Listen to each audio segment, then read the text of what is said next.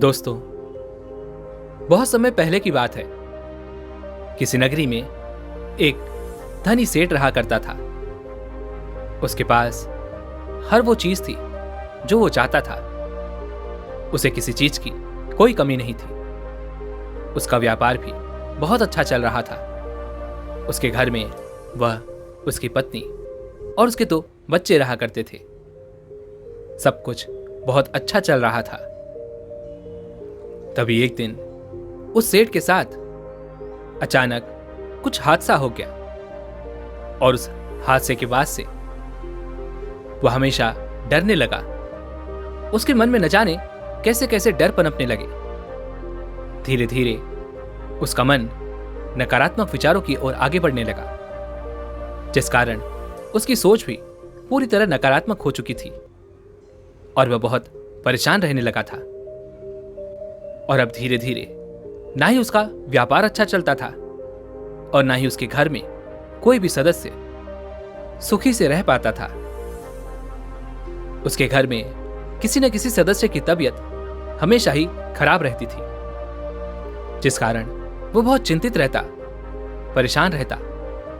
उसके मन में न जाने कैसे कैसे विचार उत्पन्न होने लगते और वह अपने व्यापार पर भी अब ध्यान नहीं दे पा रहा था, जिस कारणवश उसका व्यापार अब धीरे धीरे नष्ट हो रहा था। और देखते ही देखते उसका व्यापार पूरी तरह से चौपट हो गया।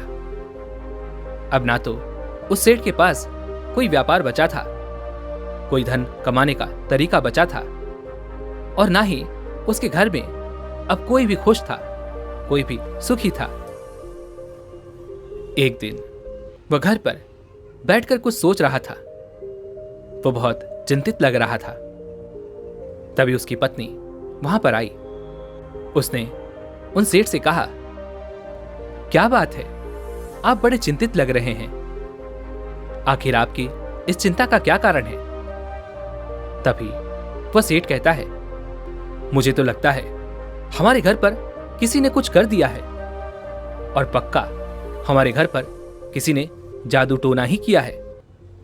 इसी वजह से धीरे धीरे मेरा पूरा व्यापार नष्ट हो गया। मेरे घर में भी कोई सुख शांति नहीं रहती। हर वक्त कोई ना कोई बीमार ही रहता है और इसी वजह से हमारे घर की भी यह दशा हो चुकी है कि हम चाहे कुछ भी क्यों ना कर लें, लेकिन हम सुखी से नहीं रह पाते। अपने पति की यह बात सुनकर उसकी पत्नी कहती है, नहीं नहीं, ऐसा कुछ नहीं होता। आप ऐसा ना सोचा करें, ऐसा कुछ नहीं होता। तभी वह सेठ जोर से चिल्लाकर अपनी पत्नी से कहता है, तो फिर आखिर ये सब हो क्यों रहा है?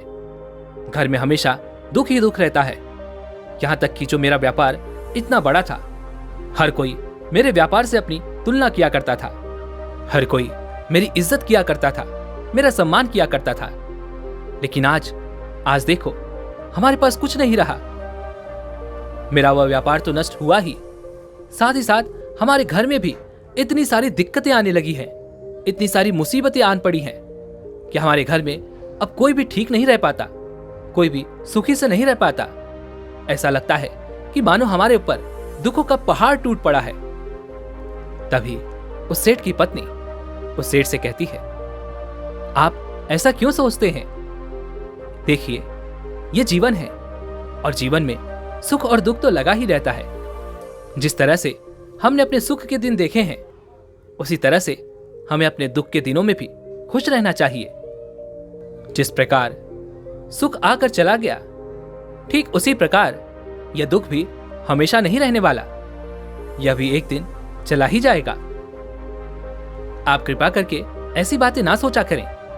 ऐसी बात सोचकर आप अपने आप को ही भीतर खोखला बना रहे हैं। अपने आप को ही आप प्रताड़ित कर रहे हैं। चिंताओं में डूबे रहते हैं, परेशान रहते हैं। इससे आपको कोई लाभ नहीं होगा। लेकिन वह सेठ अपनी पत्नी की बात मानने के लिए तैयार ही नहीं था। उसने उसकी एक न सुनी। एक दिन की बात है, वो बाजार से अपने घर की ओर लौट रहा था। तभी उसे रास्ते में एक साधु मिले। वह साधु बड़े ज्ञानी मालूम पड़ रहे थे। उनके चेहरे पर एक अजीब सा तेज था, जिसे देखकर वह सेठ मंत्रमुग्ध हो गया। वह सेठ पहले से ही साधु महात्माओं की बहुत इज्जत किया करता था, उनका बड़ा आदर सत्कार किया करता था। जब रास्ते में उसने उन साधु को देखा तो वह उनके चरणों में जा गिरा और उनसे कहने लगा, हे महाराज, मैं बहुत दुखी हूं, बहुत चिंतित हूं, मैं बहुत परेशान हूं। ऐसा लगता है मानो दुखों का पूरा पहाड़ हम पर ही टूट पड़ा है। मेरा अच्छा खासा व्यापार था, लेकिन वह देखते ही देखते मेरी आंखों के सामने पूरी तरह चौपट हो गया। मेरा परिवार हमेशा हंसता खेलता रहता था, हमेशा खुश रहता था, लेकिन अब जैसे घर में हमेशा एक मातम छाया रहता है। घर की खुशियां न जाने कहां गुम हो गई हैं। घर में हमेशा कोई न कोई बीमार ही रहता है। ऐसा लगता है मानो हमारे घर पर किसी ने कुछ कर दिया है। मेरे घर की पूरी खुशियां नष्ट हो चुकी हैं। उन सेठ की सारी बातें उन साधु ने बड़ी ध्यानपूर्वक सुनी। उसके बाद वह साधु कहते हैं, तुम्हारा घर कहां है? तभी वह सेठ उन साधु के साथ अपने घर की ओर चल पड़ता है, उन्हें अपने घर पर लेकर आता है, उनका आदर सत्कार करता है और कहता है, हे महाराज, आप मेरे घर पर नजर घुमाइए और देखिए कि मेरे घर में ऐसा क्या हो रहा है जिस कारण हमें इतने दुखों का सामना करना पड़ रहा है। हमारी खुशियां गुम सी हो गई हैं। हम हमेशा दुखी रहते हैं, परेशान रहते हैं, चिंतित रहते हैं। उन सेठ के कहने पर उस साधु ने घर में यहां वहां देखा। तभी उसे घर के बाहर एक भैंस बंधी हुई नजर आई और वह भैंस अच्छा खासा दूध देती थी। वह साधु थोड़ा सा लोभी था, थोड़ा लालची था और उस भैंस को देखकर उसके मन में भी एक लालच उत्पन्न हो गया। तभी वह साधु उन सेठ से कहता है, बेटा, तुम्हारे घर पर तो 7.5 लगी हुई है। तुम्हारे घर पे न जाने किसी ने टोना कर दिया है और तुम्हारा धंधा भी इसी कारण पूरी तरह चौपट हो गया और इसी वजह से तुम्हारे घर में भी कोई सुखी से नहीं रह पाता। और ऐसा ही चलता रहा तो एक दिन तुम सड़क पर आ जाओगे और तुम्हारे पास कुछ नहीं बचेगा। इसलिए जितना जल्दी हो सके इसका उपाय करो, अन्यथा अब वो दिन दूर नहीं जब तुम्हें सब कुछ खोना पड़ जाए। यह सुनकर वो सेठ बहुत डर गया। उसने उन साधु से कहा, हे महाराज, तो अब मैं क्या करूं? किस तरह से अपने आप को इन दुखों से बाहर निकालूं? आखिर ये 7.5 कैसे उतरेगी? और आखिर जिसने भी ये टोना किया है उसको मुझसे क्या दुश्मनी है? आखिर वो क्यों नहीं चाहता कि मेरा भी व्यापार आगे बढ़े, मेरा भी घर परिवार हमेशा खुश रहे? तभी वो साधु कहते हैं, ऐसा लगता है कि तुमने अपने अच्छे समय पर दान पुण्य बहुत कम किया है, इसलिए तुम्हें दान पुण्य करना चाहिए। तुम किसी अच्छे साधु को देखकर उसे दान अवश्य देना। उन साधु की ये सारी बातें सुनकर वह सेठ कुछ देर सोच विचार कर उन साधु से कहता है, किंतु हे महाराज, आप भी तो एक संत हैं, आप भी तो एक साधु हैं, तो क्यों ना मैं आपको ही दान पुण्य कर दूं? बस मुझे आप इतना बताइए कि मुझे क्या दान करना चाहिए जिससे मैं इन दुखों से बाहर आ सकूं, मेरे घर से ये तकलीफें खत्म हो सकें। तभी वह साधु उस सेठ से कहते हैं, यदि तुम्हें दान पुण्य करना ही है तो तुम्हें अपने घर से कुछ काला ही देना होगा, क्योंकि काली भैंस थी। और वह साधु यह अच्छी तरह जानता था कि सेठ बहुत ही ज्ञानी है और वह उसकी बात जरूर समझ जाएगा और वह उसे वह भैंस लाकर जरूर देगा। तभी वह सेठ कहता है, हे गुरुवर, जैसा आप कहते हैं मैं वैसा ही करूंगा। आपको मेरे घर से कुछ ऐसा दान चाहिए जिसका रंग काला हो, तो आप कुटिया की ओर चले, आप अपने आश्रम पर चलें, मैं वहीं पर वो दान लेकर पहुंचता हूं। इतना कहकर वह अपने घर में यहां वहां ढूंढने लगा और वह साधु अपने आश्रम की ओर चल पड़े। इधर वह सेठ अपने घर में यहां वहां घूम रहा था और देख रहा था कि आखिर वो काली चीज कौन सी है जिसे वह साधु मांग रहे हैं, जिसे मैं उन साधु को दान दे सकता हूं।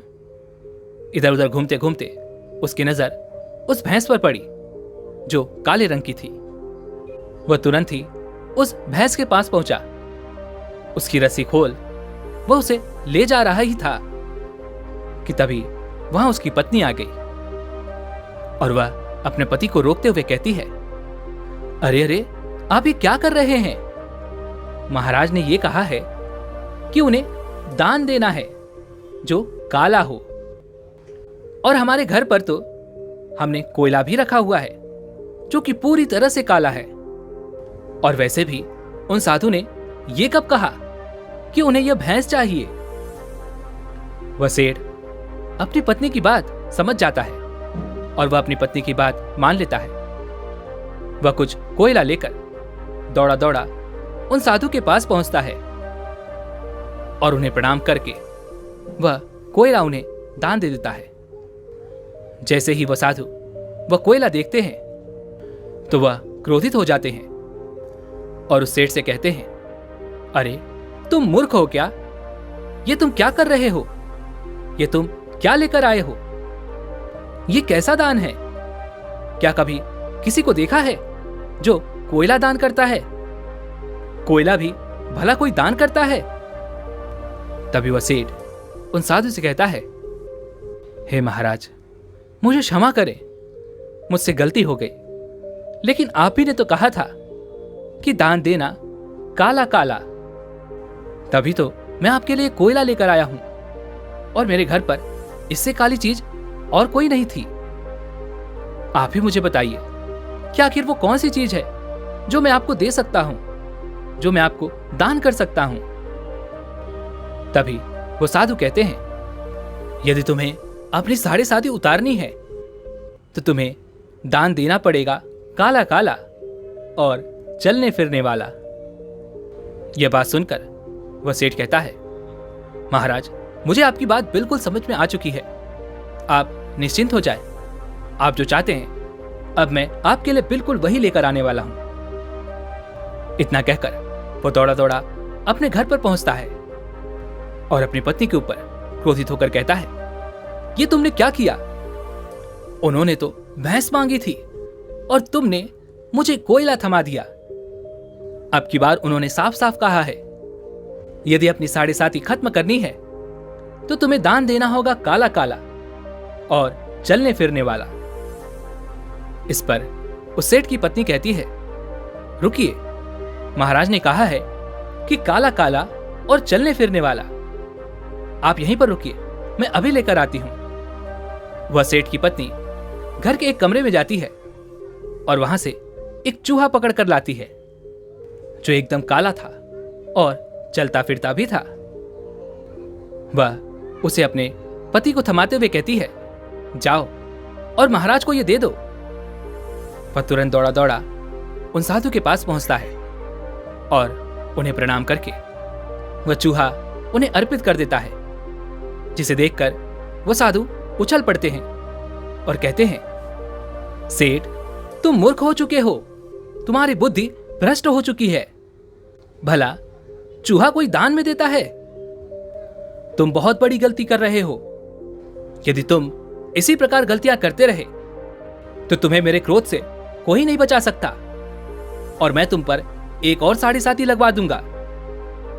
तभी वह सेठ बहुत डर जाता है और उन साधु के सामने हाथ जोड़कर उनसे विनती करता है और कहता है, नहीं नहीं साधु महाराज, ये मेरी गलती नहीं है, ये तो मेरी पत्नी है। ये सब उसी का किया धरा है।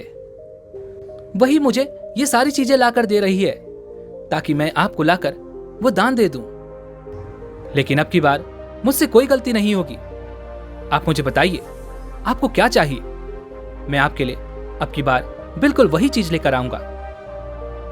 तभी वो साधु एक बार फिर उस सेठ से कहते हैं, यदि तुम्हें अपनी साढ़े साथी उतरवानी है तो तुम्हें दान देना होगा काला काला, चलने फिरने वाला और दूध देने वाला। यह सुन वो सेठ कहता है, बस महाराज, मुझे आपकी बात बिल्कुल साफ और स्पष्ट तौर पर समझ में आ चुकी है। मैं यह जान चुका हूं कि आखिर आप क्या चाहते हैं। मैं अभी आपके लिए वो दान लेकर आता हूं। तभी वो सेठ दौड़ा दौड़ा वापस अपने घर जाता है और अपनी पत्नी से क्रोधित होते हुए कहता है, अरे तुम पागल हो गई हो क्या? तुम्हें तनिक भी अकल नहीं है? यदि तुम इसी प्रकार गलतियां करती रहोगी तो जो कुछ हमारे पास है वो भी हम खो देंगे और हम सड़क पर आ जाएंगे। हमारे पास कुछ नहीं बचेगा। आज तो तुमने उन साधु महाराज को अत्यधिक क्रोध दिला दिया है और अब तो वो कह रहे थे कि यदि मैंने एक बार फिर वही गलती की तो वो हम पर एक और 7.5 लगवा देंगे। तभी उस सेठ की पत्नी कहती है, रुकिए, शांत हो जाइए, मेरी बात सुनिए। ना तो कोई 7.5 होती है और ना ही कभी शनिदेव हमारे दुश्मन बनते हैं, बल्कि जो साधु आप घर पर लेकर आए थे वो साधु अत्यधिक लोभी है, लालची है। क्या अब तक आपको यह समझ नहीं आया? आप मुझसे इतना बताइए कि आपकी बात उन्होंने क्या कहा है। सेठ अपनी पत्नी से कहता है, उन्होंने साफ साफ कहा है, यदि तुम्हें अपनी 7.5 उतरवानी है तो तुम्हें दान देना होगा काला काला, चलने फिरने वाला और दूध देने वाला। तभी उस सेठ की पत्नी उस सेठ से कहती है, अच्छा तो उन्हें दूध देने वाली चाहिए, आप यहीं ठहरिए। इतना कहकर उस सेठ की पत्नी अपने घर से निकलकर बगल की घर की ओर जाती है, जहां पर एक कुतिया रहती थी। वह अत्यधिक काली थी, चलने फिरने वाली थी और अभी अभी उसने कुछ बच्चों को जन्म भी दिया था। तभी वह किसी तरह से उसे बहला फुसलाकर एक बड़े से थैले में उसे पकड़ लेती है और बांध देती है और उसे अपने पति को थमाते हुए कहती है, जाओ और उन साधु को ये दे दो। वह सेठ तुरंत ही उन साधु के पास पहुंचता है, उन्हें प्रणाम करता है और उन्हें वो कुतिया थमा देता है और कहता है, साधु महाराज लीजिए, ये एकदम काली है, चलने फिरने वाली है और तो और यह दूध भी देती है। यह देखकर वो साधु महाराज हंसने लगे और उस सेठ से कहते हैं, मैं तुम्हें जितना ज्ञानी समझता था तुम उतने ज्ञानी तो नहीं हो। यदि तुम इतने बड़े ज्ञानी होते तो तुम ये पहले ही समझ जाते कि कोई 7.5 नहीं होती और ना ही हमारी किस्मत हमसे कोई छीन सकता है। जो कर्म हमने किए हैं उसका फल तो हमें मिलना ही है। और मैं ये भी जानता हूं कि जो कुछ तुमने किया है ये सब तुम्हें तुम्हारी पत्नी ने ही बताया है। इसलिए मैं तुम्हारे घर चलना चाहता हूं और तुम्हारी पत्नी से मिलना चाहता हूं। तभी वह सेठ और वह साधु महाराज उसके घर पहुंचते हैं और उस सेठ की पत्नी से वह साधु महाराज कहते हैं, मैं तुम्हारा ये दृढ़ संकल्प देखकर बहुत खुश हुआ। तुमने अपने दृढ़ संकल्प से मुझे एक बार नहीं बल्कि कई बार मात दी है। मैंने तो कई बार तुम्हारे पति को यह समझाया कि मुझे तुम्हारी भैंस चाहिए, लेकिन तुमने हर बार अपने पति को बेवकूफ बना दिया और मुझे भी कई बार तुमने मात दे दी। मैं तुमसे बस इतना ही कहने आया हूं कि जो दृढ़ संकल्प तुमने अपने मन में रखा है उसे यूं ही बरकरार रखना। अपने मन में हमेशा अच्छा सोचना, सकारात्मक सोचना, फिर देखना तुम्हारा कोई कुछ नहीं बिगाड़ सकता। जैसे भी कर्म तुमने किए हैं उसका फल तुम्हें अवश्य मिलेगा, क्योंकि हम अपनी किस्मत खुद बनाते हैं। और यदि तुम इसमें और भी शक्तिशाली होना चाहती हो तो आज मैं तुम्हें ऐसे 2 शब्द बताने जा रहा हूं जिसे यदि तुमने अपने जीवन में उतार लिया तो यह तुम्हारा भविष्य बदल कर रख देगा। यह तुम्हारा पूरा जीवन बदल कर रखने की क्षमता रखता है। आगे वह साधु उस सेठ की पत्नी से कहते हैं, हमारा मन बहुत शक्तिशाली होता है, किंतु हम में से कोई भी अपने मन की इस शक्ति का इस्तेमाल सही ढंग से नहीं कर पाता। बस हमें अपने मन को समझने की आवश्यकता है। इसे सही दिशा देने की आवश्यकता है। यदि हम ऐसा करने में सक्षम हो जाते हैं तो हम जो कुछ भी चाहते हैं वो हमें मिल जाता है। तभी वो सेठ की ओर इशारा करते हुए कहते हैं, जब तुम्हारे साथ वह घटना हुई थी उसी के साथ तुम्हारे मन में नकारात्मक विचार बैठ गए, नकारात्मक सोच बैठ गई और तुम हमेशा उन्हीं नकारात्मक विचारों में घिरे रहते थे, उसी के बारे में सोचते रहते, जिस कारण तुम्हारा व्यापार भी धीरे धीरे चौपट होने लगा और तुम्हारे घर की सुख शांति भी पूरी तरह से नष्ट हो गई। तुम्हारे घर में हमेशा आए दिन कोई न कोई बीमार पड़ता ही रहता है। लेकिन आज मैं तुम्हें इस ब्रह्मांड के सबसे शक्तिशाली 2 शब्द बताने जा रहा हूं। इन्हें याद रखना। इन शब्दों के बीच में जो कुछ भी तुम कहोगे, जो कुछ भी तुम डालोगे, वही तुम बन जाओगे। और यह बात मैं तुम्हें केवल इसलिए बता रहा हूं क्योंकि मैंने तुम्हारी पत्नी का दृढ़ संकल्प देखा है और यदि वह इसी दृढ़ संकल्प से इन दोनों शब्दों को अपने जीवन में उतारती है तो तुम अवश्य ही अपने जीवन में वो सब कुछ पा सकते हो जो तुम चाहते हो। तुम्हारी पत्नी के मन में वो विश्वास है और उस विश्वास से वो जो कुछ चाहती है वह हासिल कर सकती है। तुम्हारी पत्नी के मन में मैंने वो विश्वास देख लिया है और विश्वास होना बहुत बड़ी चीज है। तभी आगे वो साधु महाराज उस सेठ की पत्नी से कहते हैं, इस ब्रह्मांड के सबसे शक्तिशाली 2 शब्द हैं, मैं हूं। उसके बाद वो महाराज कहते हैं, यही वो 2 शब्द हैं जो इस ब्रह्मांड में सबसे शक्तिशाली हैं। इनके बीच में जो कुछ भी तुम लगाओगे, जो कुछ भी तुम डालोगे, तुम वैसे ही बनते चले जाओगे और तुम्हें वैसे ही नतीजे मिलते चले जाएंगे। जैसे कि यदि तुम कहते हो मैं सुखी हूं, मैं खुश हूं, मैं आराम से हूं, तो तुम ऐसे ही बनते चले जाओगे। और जो कुछ भी तुम कहते हो, यदि तुम्हें उस पर विश्वास है तो वो चीज तुम्हारे जीवन में घटित होने लगेगी, वो चीज तुम्हारे पास अपने आप ही आने लगेगी। लेकिन उससे पहले तुम्हें अपने मन से इन नकारात्मक विचारों को निकालना होगा। तुम्हें इस नकारात्मक सोच और विचार से बाहर आना होगा। अपने मन में सकारात्मक विचार और सकारात्मक सोच उत्पन्न करनी होगी। उसके बाद ही यह मंत्र तुम्हारे लिए असर कर पाएगा। जैसे कि जब भी हम दुखी होते हैं और उस वक्त यदि हम यह कहें कि मैं सुखी हूं, मैं खुश हूं, तो ऐसे समय पर हमारा चेतन मन इन बातों को नकार देता है, क्योंकि हमारा चेतन मन सोचने और समझने की क्षमता रखता है। और जबकि हमारा अवचेतन मन कुछ भी सोचता समझता नहीं, वो केवल उन विश्वासों पर यकीन करता है जो हम देखते हैं, जो हम जानते हैं, जिन्हें हम समझते हैं। और इसलिए चेतन मन उन बातों को नकार कर हमारी उन बातों को अवचेतन मन तक नहीं पहुंचने देता। लेकिन हमें इन बातों को अपने अवचेतन मन तक पहुंचाना है। जैसे कि मैं बुद्धिमान हूं, मैं अमीर हूं, मैं खुश हूं, मैं सुखी हूं, मेरे पास सब कुछ है। जब ये सारी बातें हमारे अवचेतन मन तक पहुंच जाती हैं, तब ये सारी चीजें हमारे जीवन में घटित होने लगती हैं और ये सारी चीजें हम तक खुद ब खुद आकर्षित होने लगती हैं। और ऐसा इसलिए नहीं होता क्योंकि हम ये सारी बातें कह रहे हैं, हम ये सारी बातें सोच रहे हैं, बल्कि जब ये सारी बातें हमारे अवचेतन मन तक पहुंच जाती हैं तो यह जादू की तरह असर करती हैं और यह जादू हमारे जीवन में घटित होने लगता है। लेकिन अधिकांश समय हमारे जीवन में हम इन चीजों तक पहुंच ही नहीं पाते, क्योंकि हमारा चेतन मन इन सब बातों को अस्वीकार कर देता है और हम इस पर विश्वास नहीं कर पाते और हमारा चेतन मन इन सभी बातों का विरोध करता है।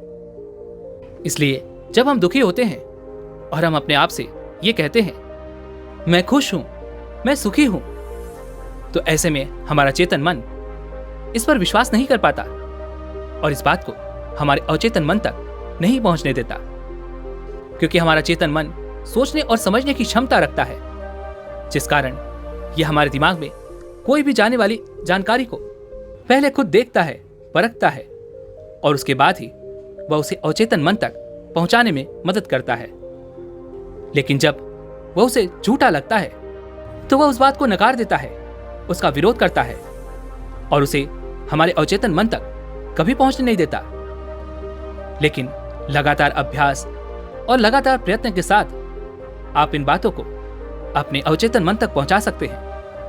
और एक बार यदि आप इन बातों को अपने अवचेतन मन तक पहुंचाने में सफल हो जाते हैं, जैसे कि मैं खुश हूं, मैं सुखी हूं, मैं धनवान हूं, उस दिन से जैसा आप कहेंगे, जैसा आप सोचेंगे, बिल्कुल वैसा ही होगा। अब आपके मन में यह प्रश्न उठ रहा होगा, क्या कि हम अपने चेतन मन से इन बातों को अपने अवचेतन मन तक कैसे ले जाएं? तो इसका एक आसान तरीका अब मैं आपको बताने जा रहा हूं। हमारा चेतन मन दिन में हर समय काम करता रहता है और यह केवल तभी निष्क्रिय होता है जब हम सोने जा रहे होते हैं। इसलिए हम इसका उपयोग उसी समय कर सकते हैं और उस समय हमारे अवचेतन मन की शक्तियां अपने चरम पर होती हैं, ठीक सोने से पहले और ठीक सुबह उठने के बाद, और तीसरा ध्यान के वक्त। इसलिए अब से जब भी आप सोने जाएंगे तो ठीक सोने से पहले आप इन बातों को जरूर दोहराना। सकारात्मक सोचना, जैसे मैं अमीर हूं, मैं सुखी हूं, मैं खुश हूं, मेरे पास सब कुछ है, मेरे घर में हर एक व्यक्ति पूरी तरह से स्वस्थ है। और जब आप सुबह उठें तो ठीक उसके बाद आपको फिर से ये सारी बातें दोहरानी है, क्योंकि सुबह हमारा अवचेतन मन अपनी चरम सीमा पर होता है, उसकी शक्तियां चरम पर होती हैं और ऐसे समय पर हमारा चेतन मन भी पूरी तरह से निष्क्रिय होता है। इसलिए ये सारी बातें हमारे अवचेतन मन तक बड़ी ही सरलता से पहुंच सकती हैं। और ऐसा आपको तीनों समय पर ठीक 10-10 मिनट के लिए करना चाहिए। और मैं आपसे बस इतना ही कहूंगा कि इसे आपको पूरे 1 महीने तक करना है। और ऐसा करने में आप सक्षम हुए तो आपकी जिंदगी बदलने लगेगी। ये शब्द बहुत ही शक्तिशाली हैं, लेकिन बहुत कम लोग इनकी शक्तियों को जान पाए हैं, समझ पाए हैं और इनका इस्तेमाल कर पाए हैं। और तीसरा समय, ध्यान करते वक्त आप ये सारी बातें अपने मन में ला सकते हैं, लेकिन उस समय भी आपका चेतन मन आपको रोकने का प्रयास करेगा। लेकिन ध्यान की शक्ति से आप अपने मन को, यानी अवचेतन मन को, ये सारी बातें सुना सकते हैं, समझा सकते हैं और इन पर यकीन दिला सकते हैं। और ये सारी बातें जब आप एक बार अपने अवचेतन मन तक पहुंचा देते हैं तो इन पर अवचेतन मन काम करना शुरू कर देता है। वह ये नहीं सोचता कि क्या सही है, क्या गलत है। वह तो केवल आप पर यकीन करता है, आपकी बातों पर यकीन करता है। इसलिए हमारे अवचेतन मन को इन सभी बातों पर पूरा विश्वास होता है और वह इन पर काम करना शुरू कर देता है। इसलिए इसका अभ्यास तुम्हें सोने से ठीक पहले, सुबह उठने के ठीक बाद और ध्यान में करना है। और याद रहे कि इस समय हमेशा आपको सकारात्मक रहना है, सकारात्मक सोच रखनी है, सकारात्मक विचार रखने हैं। आप चाहें तो दिन भर जागृत होकर भी, जब आपका चेतन मन जागृत हो, जब आपका चेतन मन जाग रहा हो और काम कर रहा हो, उस वक्त भी आप ये सारी बातें कह सकते हैं, क्योंकि चेतन मन भी आपके बार बार कहने पर इन बातों पर यकीन कर लेता है, इन पर विश्वास करने लगता है और फिर ये बातें वो आपके अवचेतन मन तक पहुंचा देता है। आप जागते हुए ये कह सकते हैं कि मैं सुखी हो रहा हूं, मैं खुश हो रहा हूं, मेरे पास सब कुछ आ रहा है, मैं ठीक हो रहा हूं, मैं धनवान हो रहा हूं, मुझे धन कमाने के नए नए मार्ग नजर आ रहे हैं, मैं पूरी तरह से स्वस्थ हो रहा हूं। यदि आप शुरू में कुछ इस प्रकार कहेंगे तो आपका चेतन मन इन बातों पर यकीन कर लेगा। लेकिन यदि आप शुरू में कुछ ऐसे कहेंगे कि मैं धनवान हूं, मैं सुखी हूं, मैं खुश हूं, तो वह आपकी इन बातों पर यकीन नहीं करेगा। लेकिन वहीं पर यदि आप ऐसा कहते हैं कि मैं धनवान हो रहा हूं, मैं सुखी हो रहा हूं, तो चेतन मन आपकी इन बातों पर यकीन कर लेगा, वह उस पर विश्वास भी करेगा और देखते ही देखते वो आपकी सारी बातें आपके अवचेतन मन तक पहुंचा देगा और उसके बाद आपके जीवन में वो बदलाव होने शुरू हो जाएंगे जैसा कि आप चाहते हैं। यदि आप इन 2 शब्दों का इस्तेमाल सही तरीके से करना सीख गए तो आपका जीवन बदलने से कोई नहीं रोक सकता। लेकिन याद रहे कि जैसा मैंने आपको बताया है, आपको ठीक वैसा ही करना होगा, जिससे तुम्हारे जीवन में वो खुशियां फिर लौट आएंगी। जो तुम्हारा व्यापार चौपट हुआ था, वो व्यापार फिर एक बार अच्छी तरह से खड़ा हो जाएगा और तुम जितना चाहो उतना धन कमा सकते हो। लेकिन याद रहे कि जब भी तुम अपने आप से ये सारी बातें कहो तो तुम्हें इन बातों पर विश्वास करना होगा, इन पर पूरी तरह से यकीन करना होगा, इन्हें महसूस करना होगा। जिस प्रकार तुम्हारी पत्नी को यह विश्वास था कि उसे मुझे कोई भी दान नहीं देना है, ठीक उसने वैसा ही किया। यही विश्वास, यही सोच उस समय भी रखनी होगी, यही सकारात्मकता तुम्हें उस समय भी अपनानी होगी, यही दृढ़ संकल्प तुम्हें उस समय भी रखना होगा और देखना कि धीरे धीरे तुम्हारा जीवन बदलता चला जाएगा। तुम नकारात्मकता से सकारात्मकता की ओर बढ़ने लगोगे और तुम्हारा जीवन पूरी तरह से बदल जाएगा। तुम जैसा चाहोगे बिल्कुल वैसा ही होगा। दोस्तों, यदि आप भी अपने जीवन में कुछ इस तरह से बदलाव लाना चाहते हैं तो आपको इन तरीकों को अपने जीवन में उतारना चाहिए। एक बार जो बातें हम अपने अवचेतन मन तक पहुंचा देते हैं, वो बातें हमारे जीवन में घटित होने लगती हैं और हमारा जीवन बदलने लगता है। फिर चाहे वो नकारात्मक विचार या सोच हो या फिर सकारात्मक विचार या सोच। इसलिए हमेशा अपनी सोच को सकारात्मक बनाए रखें, हमेशा अपनी सोच को सकारात्मक रखें। इसमें थोड़ा समय जरूर लगता है, लेकिन उसके बाद जो नतीजे आपको देखने को मिलते हैं उससे आप हैरान रह जाएंगे, क्योंकि इसका अनुभव कईयों ने किया है। कई लोग इस पर यकीन करते हैं, बड़े बड़े संत महात्मा भी इस बात को मानते हैं, स्वीकार करते हैं। तो फिर ये बातें झूठी कैसे हो सकती हैं? हम भलाई से कैसे नकार सकते हैं? इसलिए विश्वास के साथ आपको ये सारी बातें अपने आप से कहनी है और आप देख पाएंगे कि आपका जीवन जादू की तरह बदलने लगेगा। जैसा आप सोचोगे बिल्कुल वैसा ही होगा, जैसा आप चाहोगे आपको बिल्कुल वही मिलेगा। दोस्तों, उम्मीद है कि आपने आज की इस वीडियो से जरूर कुछ न कुछ सीखा होगा। तो इस वीडियो को लाइक और अपने दोस्तों के साथ शेयर करना ना भूलें और हमें ऐसे ही सपोर्ट करने के लिए चैनल को सब्सक्राइब और घंटी बटन को भी जरूर दबा दें। तो चलिए मिलते हैं इसी एक और वीडियो में, तब तक के लिए अपना ख्याल रखें। धन्यवाद।